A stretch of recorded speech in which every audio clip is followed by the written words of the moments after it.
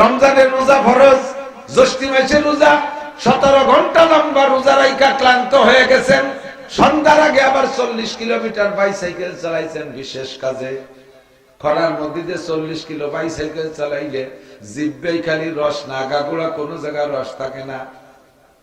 কষ্ট করে রোজা রাইখা এসে ইফতার খেয়ে গড়ায় শুয়ে বলছেন, আল্লাহ আমি কিন্তু মাগরিব পড়তে পারবো না, আমি রোজা রেখে কষ্ট হয়ে গেছে, মাগরিব পড়তে পারবো না। অনুমতি আছে? একটা ফরজ আদায় করে কষ্ট হয়ে যার কারণে আর একটা ফরজ ছেড়ে দেওয়ার অনুমতি নাই। একমাত্র শুধুমাত্র একটা ইবাদত, সেই ইবাদতটা হলো জিহাদ। এই জিহাদের ময়দানে যাই আপনাকে নামাজ কাজা করার সুযোগ আছে অবশ্যই। খন্দকের যুদ্ধে নবী পাক খন্দক খনন করতেছেন। খন্দক এখনো খনন করা শেষ হয় নাই, কয়েকদিন যাবত খনন করতেছেন। আসর জোহরের নামাজের সময় জিবরাইল এসে কয়, হুজুর জোহরের নামাজ বাদ থাক, আগে খন্দক খনন করেন। শত্রুরা এসে গেল, খুঁজতে খুঁজতে আসর হয়ে গেছে। জিবরাইল কয়, হুজুর আসরের নামাজও পড়া যাবে না, আসর পরে এক সময় পড়ে নিয়ে আগে খন্দক খনন করেন। এসে গেল মাগরিবের নামাজ। মাগরিবের নামাজের সময় নামাজ পড়বেন। জিবরাইল কয়, হুজুর মাগরিবের নামাজ স্থগিত থাক, আগে খন্দক খনন করেন। খুঁজতে খুঁজতে ঈশা হয়ে গেল।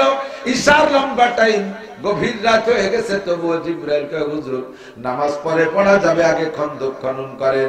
জিহাদের কাজকে প্রাধান্য দিয়ে 4 ওয়াক্তের নামাজ কাজা করার অনুমতি দিয়ে দিলেন আল্লাহ। জিবরাইলের তো ব্যক্তিগত ক্ষমতা না, এ খবর কোত্থেকে আসে? আল্লাহর থেকে খবর আসে, আগে জিহাদ করো, পরে তুমি নামাজ পড়ো। কিন্তু হজের কারণে নামাজ ছাড়ার অনুমতি নাই, যাকাত দেওয়ার কারণে নামাজের ছাড়ার অনুমতি নাই, রোজায় কষ্ট হয়ে গেলে যাকাত রোজা কি বলা হয়, নামাজ ছেড়ে দেওয়ার অনুমতি নাই। জিহাদ এমনই একটা ইবাদত, কাল প্রয়োজনে সময় সাপেক্ষে জিহাদের কাজকে প্রাধান্য দিয়ে নামাজকে ছেড়ে দেওয়া জায়েজ আছে। এত বড় গুরুত্বপূর্ণ ইবাদত আপনি করেছেন, ওই ইবাদত আপনি করবেন ইখলাসের সাথে, কিন্তু সেই ইবাদত করেছেন আপনি দুনিয়ার উদ্দেশ্যে।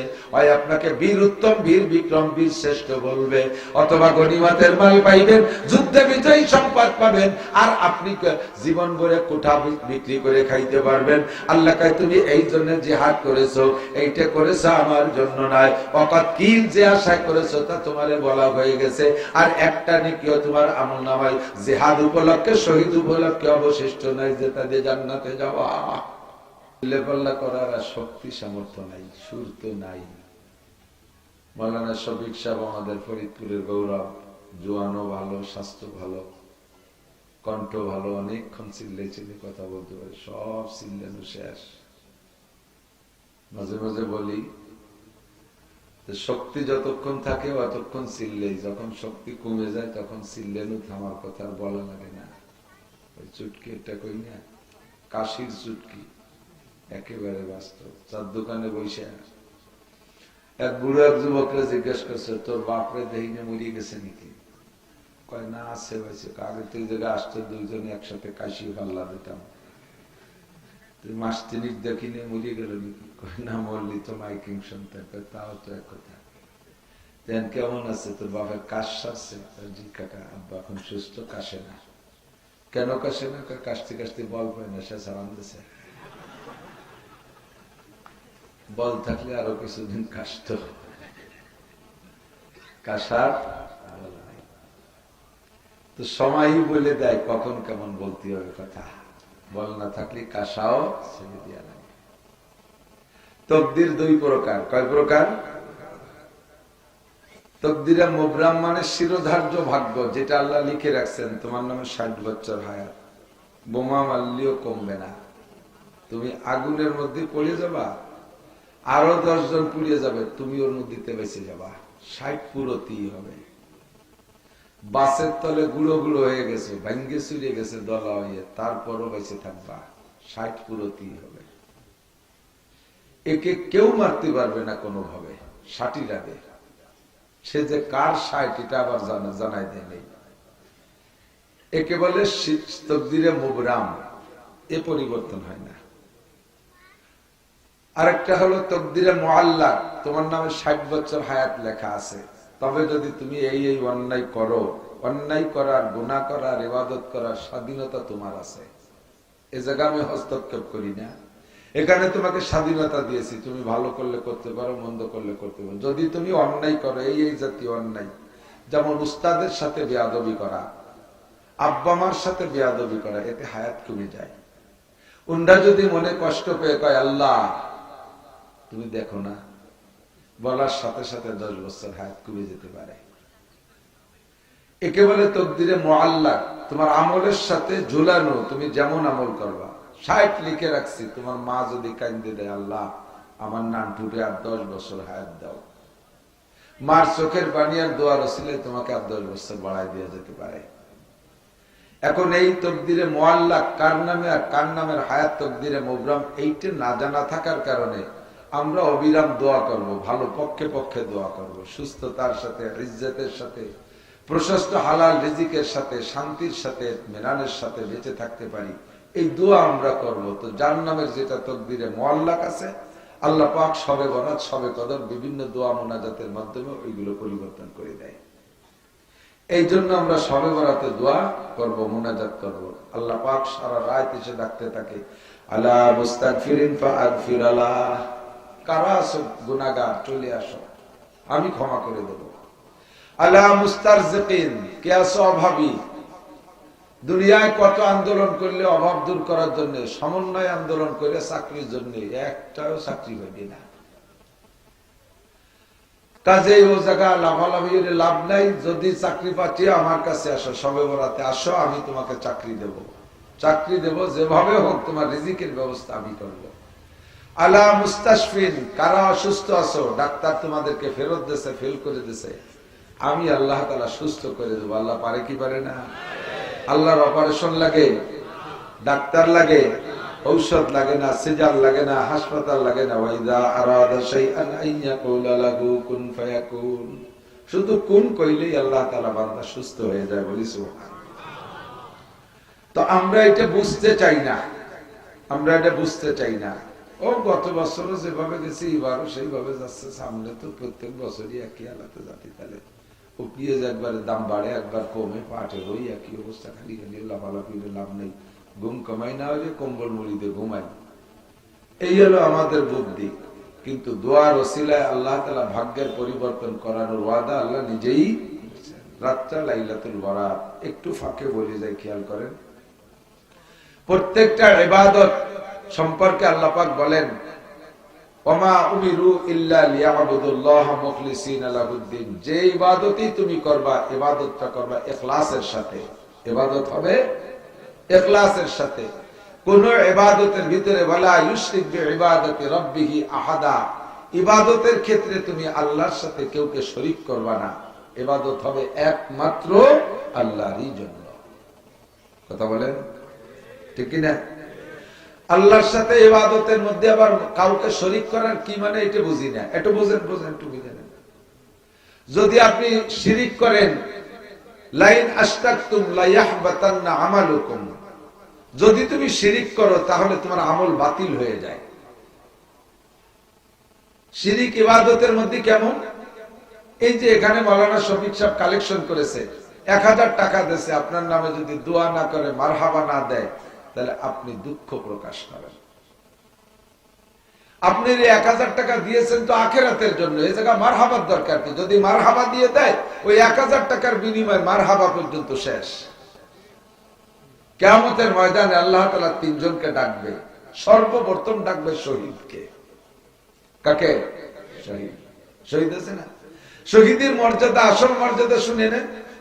দুনিয়ার থেকে যারা জান চলে যায়, বিদায় নেয়, যে কোনো ভাবে ইন্তেকাল করে, এই মানুষগুলো কিয়ামতে হাসরের মাঠে বিচার আচারের আগে একজনও জান্নাতেও যাবে না, জাহান্নামেও যাবে না। হাসরের মাঠের আগ পর্যন্ত, মরার পরে লম্বা একটা টাইমের নাম হলো আলমে বারজাখ, পর্দার জগৎ। এ জায়গা থেকে জান্নাতও নাই, জাহান্নামও নাই। তবে যদি আমল ভালো থাকে জান্নাতের আলো বাতাস পাবেন, আর যদি আমল খারাপ হয় জাহান্নামের সাজা শাস্তির অংশ পাবেন। ডাইরেক্ট জান্নাতও না, জাহান্নামও না।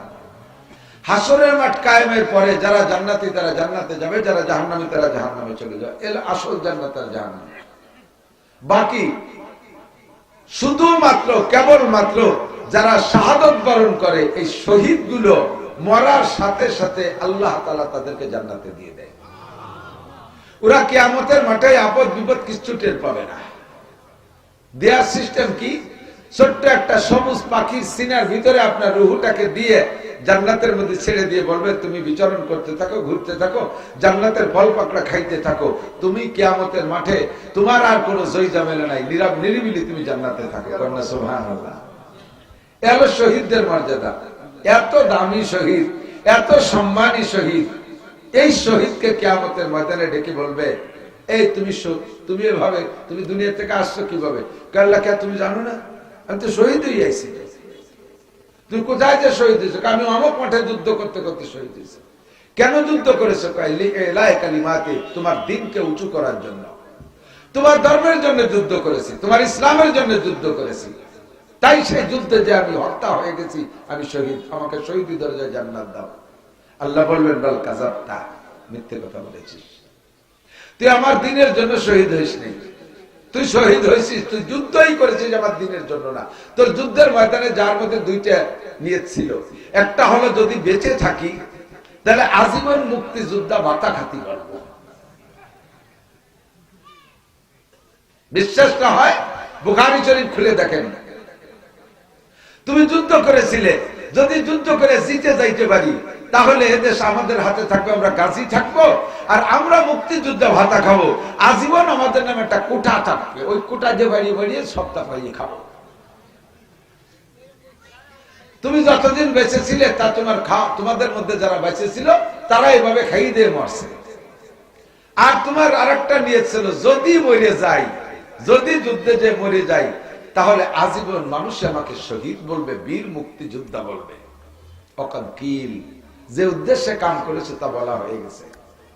জিহাদের মতো এত বড় দামি কাজ, এক ইবাদতের কারণে আরেক ইবাদত, আমার দিকে খেয়াল করেন, এক ইবাদতের কারণে আরেক ইবাদতকে বাদ দেওয়ার অনুমতি নাই।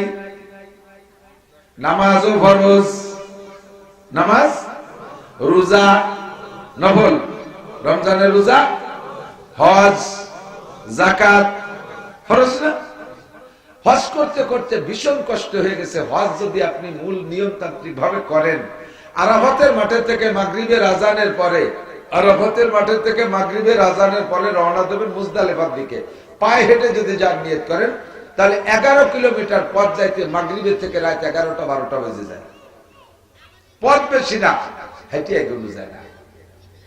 লক্ষ লক্ষ কোটি মানুষ এই 11 কিলো হেঁটে যাইতে যাইতে আপনি নিস্তেজ হয়ে যাবেন। মুজদালিফায় যাইয়ে মাগরিবের নামাজ আগে, রাস্তায় মাগরিব পড়া যাবে না, আরাফাতেও মাগরিব পড়া যাবে না। ঈশার মাগরিব ওই একই রাত্রে আমাদের হানাফি মাযহাবে 2 ওয়াক্তের একসাথে পড়া লাগে। ওখানে যাইয়া আগে মাগরিব 3 রাকাত, তারপরে ঈশা 2 রাকাত ফরজ, বেতের পড়লে পড়লেন, না পড়লে 3 রাকাত পড়ে ওখানে কিছুক্ষণ রাত কাটাইতে কাটাইতে ফজর হয়ে যায়। বিছানা একটু শুইতে হবে, বিছান পাটি নাই, খেতা বালিশ নাই, ঘর বাড়ি নাই, ও জায়গা রাস্তার উপরে চাদর বিছে, গামছা বিছে, যার যার কায়দা একটু গড়াগড়ি করতে। ফজরের আজান দিলে ওখানে নামাজ পড়ে এরপরে যাবেন আপনি শয়তান মারতি, 6, 7, 5, 4 যে যতটুকু আগায় গেছে মুজদালিফায় সে সেভাবে যাইতে থাকে। এই 4, 5, 6 কিলো পায়ে হেঁটে যাইয়ে শয়তানকে মারিয়ে, মিনাত শয়তানকে মারিয়ে তারপরে 4 কিলোমিটার মক্কায় সুড়ঙ্গ রাস্তা দিয়ে হেঁটে যাইয়া একই দিনে, এরপরে কাবাকে 7 তওয়াফ করার পরে সফা মারওয়া সাই, সফা থেকে মারওয়া, মারওয়া থেকে আবার সফা 7 বার, এ পর্যন্ত যাইতে যাইতে শরীরে কোনো তেজ থাকে না। যত বড় শক্তিশালী মানুষ হোক না কেন, পার চলেই না, হাঁটাই যায় না। বুঝবেন সেদিন যদি এভাবে হজ করেন যে জীবনে সবচেয়ে বড় পরিশ্রমের কাজ এর চেয়ে আর কিছু করেন নাই। এখন এত কষ্ট করিয়া হজ করছেন, বাংলাদেশ থেকে মক্কায় যাইয়া এত পরিশ্রম হয়ে গেছে, হজটা ফরজ। এখন আপনি কি আল্লাহকে বলতে পারবেন, আল্লাহ এ হজ যত ফরজ, নামাজও ফরজ, হজ করতে করতে কষ্ট হয়ে গেছে, আজকে জোহরের নামাজ পড়বো না? বুঝেন নাই? জোহরের নামাজ আমি পড়তে পারবো না, আমি হজ করছি পারবো না, অনুমতি আছে? কোন ছাড় নাই, ঠিক না? আপনার 2 কোটি টাকা জাকাত হয়েছে, গ্রাম ভরে ঘুরে ঘুরে দিয়ে বেড়াইছেন। জাকাত তো ফরজ, গরিবের বাড়ি যে জাকাতের টাকা দিচ্ছেন 2 কোটি টাকা, দিন ভরে ঘুরিয়ে দিতে দিতে দিতে দিতে জান শেষ। আসরের সময় শুয়ে পড়ছেন, যাই আল্লাহ আমি কিন্তু জাকাত একটা ফরজ আদায় করছি, আজকে আসরের নামাজ পড়তে পারবো না, অনুমতি আছে? তুমি যা করো না করো নামাজ পড়তেই এবং টাইম মতো, কাজা করারও অনুমতি নেই। রমজানের রোজা ফরজ, জ্যৈষ্ঠ মাসের রোজা 17 ঘন্টা লম্বা রোজা রাইখা ক্লান্ত হয়ে গেছেন, সন্ধ্যার আগে আবার 40 কিলোমিটার বাইসাইকেল চালাইছেন বিশেষ কাজে। খরার মধ্যে 40 কিলো বাইসাইকেল চালাইলে জিব্বেই খালি রস, না গাগুড়া কোনো জায়গায় রস থাকে না। কষ্ট করে রোজা রাইখা এসে ইফতার খাইয়ে গড়ায় শুয়ে বলছেন, আল্লাহ আমি কিন্তু মাগরিব পড়তে পারবো না, আমি রোজা রেখে কষ্ট হয়ে গেছে, মাগরিব পড়তে পারবো না। অনুমতি আছে? একটা ফরজ আদায় করে কষ্ট হয়ে যার কারণে আর একটা ফরজ ছেড়ে দেওয়ার অনুমতি নাই। একমাত্র শুধুমাত্র একটা ইবাদত, সেই ইবাদতটা হলো জিহাদ। এই জিহাদের ময়দানে যাই আপনাকে নামাজ কাজা করার সুযোগ আছে অবশ্যই। খন্দকের যুদ্ধে নবী পাক খন্দক খনন করতেছেন, খন্দক এখনো খনন করা শেষ হয় নাই, কয়েকদিন যাবত খনন করতেছেন। আসর জোহরের নামাজের সময় জিবরাইল এসে কয়, হুজুর জোহরের নামাজ বাদ থাক, আগে খন্দক খনন করেন। শত্রুরা এসে গেল, খুঁজতে খুঁজতে আসর হয়ে গেছে। জিবরাইল কয়, হুজুর আসরের নামাজও পড়া যাবে না, আসর পরে এক সময় পড়ে নিয়ে আগে খন্দক খনন করেন। এসে গেল মাগরিবের নামাজ, মাগরিবের নামাজের সময় নামাজ পড়বেন। জিবরাইল কয়, হুজুর মাগরিবের নামাজ স্থগিত থাক, আগে খন্দক খনন করেন। খুঁজতে খুঁজতে ঈশা হয়ে গেল, ঈশার লম্বা টাইম, গভীর রাত হয়ে গেছে, তবুও জিবরাইল কয়, হুজুর নামাজ পরে পড়া যাবে, আগে খন্দক খনন করেন। জিহাদের কাজকে প্রাধান্য দিয়ে 4 ওয়াক্তের নামাজ কাজা করার অনুমতি দিয়ে দিলেন আল্লাহ। জিবরাইলের তো ব্যক্তিগত ক্ষমতা না, এ খবর কোত্থেকে আসে? আল্লাহর থেকে খবর আসে, আগে জিহাদ করো পরে তুমি নামাজ পড়ো। কিন্তু হজের কারণে নামাজ ছাড়ার অনুমতি নাই, যাকাত দেওয়ার কারণে নামাজের ছাড়ার অনুমতি নাই, রোজায় কষ্ট হয়ে গেলে যাকাত রোজা কি বলা হয়, নামাজ ছেড়ে দেওয়ার অনুমতি নাই। জিহাদ এমনই একটা ইবাদত, কাল প্রয়োজনে সময় সাপেক্ষে জিহাদের কাজকে প্রাধান্য দিয়ে নামাজকে ছেড়ে দেওয়া জায়েজ আছে। এত বড় গুরুত্বপূর্ণ ইবাদত আপনি করেছেন, ওই ইবাদত আপনি করবেন ইখলাসের সাথে, কিন্তু সেই ইবাদত করেছেন আপনি দুনিয়ার উদ্দেশ্যে। হয় আপনাকে বীর উত্তম, বীর বিক্রম, বীর শ্রেষ্ঠ বলবে, অথবা গনিমতের মাল পাইবেন, যুদ্ধে বিজয়ী সম্পদ পাবেন, আর আপনি জীবন ভরে কোঠা বিক্রি করে খাইতে পারবেন। আল্লাহ কয়, তুমি এই জন্য জিহাদ করেছো, এইটা করেছো আমার জন্য নয়, অকাত কিল যে আশা করেছো তা তোমারে বলা হয়ে গেছে। আর একটা নেকিও তোমার আমলনামায় জিহাদ উপলক্ষে, শহীদ উপলক্ষে অবশিষ্ট নাই, যেটা দিয়ে জান্নাতে যাওয়া। কথা বলাইও না, মাইর খাওয়ার আগে ঢুকে সারো জাহান্নামে। তাহলে দুনিয়াতে কোক খাইছে, জায়গা কোক খাবা। খেয়াল করেন, শহীদদেরকে জাহান্নামে দেওয়ার পরে ধরবে এবার আমার মতো মাওলানা রে, এ মাওলানা তুমি মাওলানা হইছো কি জন্য, তুমি ওয়াজ করছো কি জন্য, তুমি মানুষকে মুরিদ বানাইছো কি জন্য? আল্লাহ আমি মাওলানা হয়েছি তোমার দিন প্রচারের জন্য, আমি ওয়াজ করেছি তোমার মানুষকে দিনের পথে রাখার জন্য, আমি মানুষকে মুরিদ করেছি আল্লাহ দিনের পথে রাখার জন্য। আল্লাহ বলবেন, বাল কাযাবতা, মিথ্যে কথা বলবা না, উদখুলিল জাহিম, জাহান্নামে যাও। কেন আল্লাহ এত কাজ করে কেন জাহান্নামে যাব? আল্লাহ পাক বলবেন, তুমি মাওলানা হয়েছো ওয়াজ করে বেঁচে খাবা, সেই জন্য তুমি মাওলানা হয়েছো, ওয়াজ করেছো, মানুষে তোমাকে আন্তর্জাতিক খ্যাতি সম্পন্ন বক্তা কবে, হেলিকপ্টারে আনবে তোমারে, 200 মোটরসাইকেল নিয়ে তোমার অভ্যর্থনা জানানো লাগবে, 300 পুলিশ দিয়ে তোমারে প্রোটোকল দেওয়া লাগবে, আর তোমার নামে বড় বড় ব্যানার করা লাগবে, তোমারে কোলে করে নিয়ে এসছে যে প্রধান বক্তা বিশাল নাম দিয়ে উঠানো হবে। এই প্রশংসা পাওয়ার জন্য তুমি ওয়াজ করেছো, তুমি পীরগিরি করেছো, মুরিদ বাড়ায় বাড়াইয়া বছরে 2টা হালখাতা দিবা। হালখাতা আছে না, সারা বছর বাকি দিয়ে হালখাতা দিয়ে কালেকশন করে। তুমি মুরিদ বানাইছো, মুরিদদের ভিতরে 2 বছরে হালখাতা দিয়া মাহফিল দিয়ে দিয়ে তার মধ্যে বস্তা ভরে ভরে টাকা কালেকশন করবা, ওই টাকাতে ভোগ বিলাসের সাথে চলবা। এই জন্য মুরিদ বানাইছো। সে যা কিছু আশা করেছো সব দুনিয়া থেকে হয়ে গেছে, এখন তোমার ওই মর্মে কোনো পাওনা নাই। উদখুলিল জাহিম, কথা বাড়াবা না, তাড়াতাড়ি জাহান্নামে যাও। দানবীরকে ডেকে বলবে, হে দানবীর, তুমি এত কোটি কোটি টাকা দান করেছো কেন? আল্লাহ তোমার কাছে নেকি পাওয়ার জন্য, তোমার বান্দাদের খেদমত করে তোমার কাছে নেকি পাবো জান্নাতের আশায়। আল্লাহ বলবেন বাল কাযাবতা, মিথ্যে কথা বলেছো। তুমি কোটি কোটি টাকা দান করেছো, মানুষে তোমাকে ডোনার বলবে, দানবীর বলবে। মসজিদে 10,000 টাকা দিয়ে মারহাবা কামনা করেছো, মসজিদ বানাই দিয়ে তার গায়ে বাপের নাম নিজের নাম লেখার জন্য নেম প্লেট করেছো, আর একটু পোস্টার ছাপাই দিয়ে দেখেন মাঝে মাঝে এটা দেশে দেখতেছি রে চশমা নাই, একটু পোস্টার ছাপাই দিয়ে তার তলিতে লেখে যায় সৌজন্যে নান্টু আছে না, সৌজন্যে মেম্বার, সৌজন্যে অমক প্রিন্টার, সৌজন্যে অমক মাতুবার, সৌজন্যে অমক মেম্বার। এই সৌজন্যের লোভে তুমি পোস্টার করেছো, সৌজন্য দুনিয়ায় বলা হয়ে গেছে, পোস্টারের বিনিময় করো নাকি তোমার পাওনা নাই। ঢোকা দেরি করবি রে, তাড়াতাড়ি জাহান্নামে যা। যাহা কিছু করিব ইখলাসের সাথে আল্লাহর জন্য করব। শবে বরাতের ইবাদত আল্লাহর জন্য, শবে কদরের ইবাদত আল্লাহর জন্য, দান খয়রাত আল্লাহর জন্য, নামাজ পড়ি আল্লাহর জন্য, রোজা রাখি আল্লাহর জন্য। কথা বলেন ঠিক কিনা? তাবলীগি দেয় আল্লাহর জন্য, সরমুনায় দেয় আল্লাহর জন্য, রাজনীতি করলে আল্লাহর জন্য করব। বাংলাদেশের রাজনীতি ধর্মীয় রাজনীতি তোমার দরকার আছে, তবে এর ভিতরে অন্য কোন উদ্দেশ্য থাকলে জীবনে কোনদিন চাঁদ ধরতে পারবা না। 1 ইঞ্চি দূরে থাকতে একে আষাঢ়ে 7 তবক মাটির নিচে ডাবাই দেবে, পারবা না চাঁদ ধরতে, উদ্দেশ্য যদি খারাপ থাকে। শবে বরাতের ইবাদত ফ্রেশ ইবাদত, নির্ভেজাল ইবাদত করলে আপনি যা চাইবেন তা পাইবেন।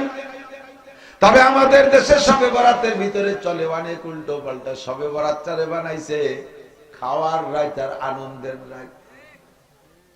ভাই ওই রাত্রে আপনার আগামী বছরের সপ্তাহ লাগবে, একটু ঠান্ডা মাথায় শোনে, নিরিবিলি, চিল্লে ফেলার শক্তি নেই। ওই রাত্রে আপনার আগামী বছর আপনার নামে লিখতেছে তোমার বউ মরবে, তুমি এই কয়দিনের মধ্যে দেশ ছাড়িয়ে পলায় যাবা, এই লিখতেছে। তোমার ছেলে মরবে, মেয়ে মরবে, তোমার গাড়ি অ্যাক্সিডেন্ট করবে, তোমার বাড়ি আগুন লেগে যাবে, এইগুলো আপনার নামে লিখতেছে। পিএজের খ্যাত বৃষ্টিতে তলাইয়ে পৌঁছে যাবে, এই লিখতেছে। সেই রাত্রে আপনি জিলাপি খাচ্ছেন খুশি, আল্লাহ এত নেগেটিভ ওর নামে লিখতেছে আর ও তাতে খুশি, ঠিক আছে যা লিখছি তাই থাক। রাত্রে আপনার নামে এত নেগেটিভ লিখতেছে, আপনি দোয়া করে নেগেটিভটা পজিটিভ করবেন। পজিটিভ করতে হলে আপনার অভিনয়টা কেমন লাগবে আমি উদাহরণ দিয়ে বলি। এদিক টাকা দুইটা যুবক, একটা আওয়ামী লীগের একটা বিএনপির, ধরে নেন বিএনপির ক্ষমতা আমল, বিএনপির ক্ষমতা আমলে আওয়ামী লীগের একটা ছেলেরে বিএনপির এই ছেলেটারে যদি রামদাউদে কোপ দিয়ে 2 ভাগ করে ফেলায়, পুলিশের সামনে স্পট অ্যারেস্ট, সরাসরি জায়গা থেকে যেখানে মারছে পুলিশও সেই জায়গা ছিল, দড়িয়ে বাঁধি ফেলাইছে, নিয়ে হাজতে আটকা গেছে। বসে 2 বছর হাজতে রাখার পরে রায় হবে, আজকে ঘোষণা হয়ে গেছে। এই রায়ে কি হবে ওর বুঝতে বাকি নাই। বিএনপির আমল, বিএনপির ছেলেরা আওয়ামী লীগের এই বিপদের সময় আওয়ামী লীগের যুবক যদি কোপ দিয়ে মারিয়ে ফেলাই দেয়, ফাঁসি নিশ্চিত, ঠিক না? ও বুঝে শুনে কাঠ গলায় বিচারের দিন যাইয়া কিরম দাঁড়াইতে হবে, বাঁচতে যদি হয় তার অভিনয়টা কেমন হতে হবে। কাঠ গলায় করজোর চক্ষু বন্ধ করে দাঁড়ায় রয়েছে, চোখ দিয়ে জাজের দিকে তাকাবেও না, কি লেখছে কি লিখতেছে, ভয়ে থরথর করে কাঁপতেছে, কোন ফাঁকে পেশাব হইয়া ভয়তে ভিডিও রান বাইয়ে কাঠ গলা ভিজে গেছে। বাঁচতে হলে মা বুড়ি মানুষ আইসা সিরা কাপড় পরিয়ে কাঁদতেছে, সাথে একটা বউ আইছে, ওর বউটা বেটা, ওই ছেলের বউ, সেও একটা সিরা কাপড় পরিয়েছে, গায়ে মাটি চুটি মাহানো, গায়ে গোস্ত নাই, 2 বছর স্বামীর সঙ্গে সুখ হইতেছে। একটুক একটা ছেলে 5 বছর বয়স, ছেলেটা ল্যাংটা হইয়াছে, একটা সিরা গেঞ্জি গাই দিয়েছে, এই জায়গা দাঁড়ায় কাঁদতেছে। মা কয় বাবার জজ সাহেব, বিচারপতি, কিয়ামতের দিনের মালিক আমার আল্লাহ, আজকের দিনের বিচারপতি আপনি। আমার এই ছেলেটা 1 বছর বয়সে আমার স্বামী মারা গেছে, ওর বাবা মারা গেছে, আজকে পর্যন্ত আমি ওকে ফেলে কোথাও যাই নাই, আমি তারে নিয়ে কোলে করে এই পর্যন্ত বুড়ি হয়ে গেছি। আমার বাবা জীবনও কোনোদিন অন্যায় করে না, কোন শয়তানের পালায় পড়ে বার এমন অন্যায় করে ফেলাইছে। বাবা জজ, তোমারও আব্বা মা আছে, তোমারও ছেলে মেয়ে আছে, ও বাবা তোমার পায়ে ধরি, আমার আমি তার মা আমারে ফাঁসি দিয়ে দাও। আমার ওই বাচ্চারা যদি ফাঁসি দাও, আমার নাতিটা মারা যাবে, আমার বউটা চির বিধবা হবে, আমি স্টক করে মারা যাব, আমি বুড়ি মানুষটা আমার ছেলের পরিবর্তে ফাঁসি দাও বাবা, জজ তোমার পায়ে ধরি। মা এমন করে কাঁদতেছে আর ওর বউ কাঁদতেছে, স্যার আপনার পায়ে পড়ি, আপনারও মেয়ে আছে, আমাকে মেয়ের মতো জানেন, আপনার জামাই যদি এমন অন্যায় করতো তাহলে আপনি কেমন করতেন? স্যার আপনার পায়ে পড়ি, আমার স্বামী যদি ফাঁসি দেন এই ছোট বাচ্চাটা চির এতিম হয়ে যাবে, তার বুড়ি মা স্ট্রোক করে মারা যাবে, আমার দিন দুনিয়া অন্ধকার, স্যার আপনার পায়ে পড়ি। ছোট্ট বাচ্চাটা কান্দে, কয় স্যার আমার আব্বারে ফাঁসি না দিয়ে আমারে ফাঁসি দেন, আমার দাদি মারা যাবে, আব্বারে ফাঁসি দিলে আমার মা চির বিধবা হয়ে যাবে, স্যার আমারে ফাঁসি দেন, আমার মা আব্বারে ফাঁসি না দিয়া। চারজনের এরকম করুন অনুনয় বিনয় আর অভিনয় দেখা স্যার কলম কামনায় ধরে বসে রয়েছে, কি করব? তকদিরের কলম ধরে স্যার বসে আছে, এদিকে বাদী দাঁড়ানো আছে, বাদী তো রানিং বিএনপি ক্ষমতায়, ওদিকে আসামি তো কি আমলিগ। এবার বড় বিপদে পড়ে গেছে জজ সাহেব। জজ সাহেব লাস্টে চিন্তা করলেন, একটারে ফাঁসি দিলে যদি সাইডে শেষ হয়ে যায়, আরে জীবনে বহুত খেলা খেলছি, আজকে একটা খেলা দেখাই দেব। সঙ্গে সঙ্গে ৩-৪ জনের দিকে তাকাইয়া তাদের বিনয় আর অভিনয় দেখে কয়, বেকসুর খালাস, যায় আমার চাকরি যায় যাবে, একটা মারপিটের সাইডে মারা যাবে না। বিচারপতির চাকরিও ছুটে গেল, তবু একটা খেলা আছে দেখাই দেওয়ার সুযোগ, সুযোগের সৎ ব্যবহার করে দিয়েছে। এইটা যদি পাইতে হয় তাহলে ৪ জনের অভিনয় ওই রকম হইতে হবে। পক্ষান্তরে যদি অভিনয়টা হয় কেমন, বুড়ি যে কয়, ও জাজ তুই আমার ছেলেরে ফাঁসি দিবি, এই যে আমার পুতা আছে, তুই একদিন রিটায়ার করবি, সেই দিন তোরে দেখায় ছেড়ে দেব। ওর বউ কয়, এ জাজ তুই খালি এজলাসের নাম আমার স্বামীরে ফাঁসির অর্ডার দিয়ে আমি তোর নামে রেপ কেস দেব, আমি বলবো যে জজ আমার সাথে রেপ করছে। আর অতটুক দুধের বাছুর সে কয়, জজ তুমি একদিন চাকরি থেকে রিটায়ার করবা, আমি সেদিন বড় হব, আমার আব্বারে ফাঁসি দিলে প্রতিশোধ আমি নিয়েই ছাড়বো। এই ৩ জনে এই কয়।